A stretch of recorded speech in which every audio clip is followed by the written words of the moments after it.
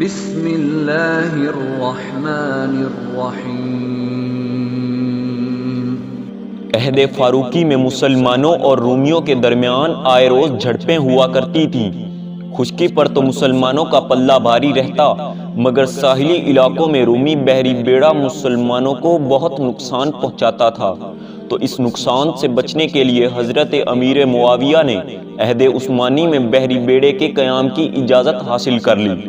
چنانچہ حصول اجازت کے بعد ساحل شام پر جہاز سازی کے متعدد کارخانے قائم کیے گئے۔ تھوڑے ہی عرصہ میں مسلمانوں کے پاس 200 جہازوں کا ایک چھوٹا سا بیڑا تیار ہو گیا، جس کی مدد سے رومیوں کو پہلی بار سمندری جنگ میں شکست دی گئی۔ اموی عہد میں ایک عظیم الشان بیڑا تیار کیا گیا۔ امیر معاویہ رضی اللہ تعالی عنہ کی وفات کے وقت بحیرہ روم اور ساحل مصر پر مسلمانوں کے 1600 جہاز موجود تھے۔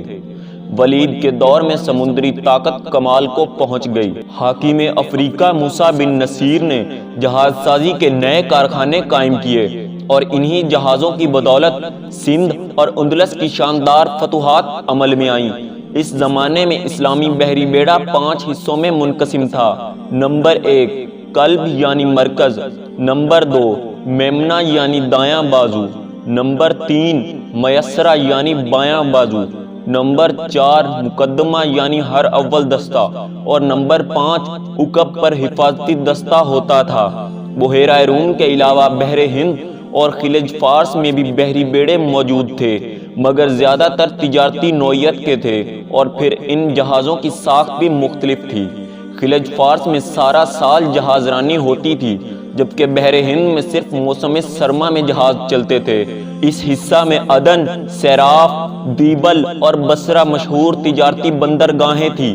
دنیا کے اطراف و جوانب سے تجارتی سامان کے جہاز لدے ہوئے سفر کرتے تھے۔ بیرونی تجارت سے لاکھوں دینار سالانہ محصول وصول ہوتا تھا۔ المختصر عہد بنو امیہ میں اسلامی بحریہ ٹھوس اور منظم خطوط پر قائم کی گئی تھی۔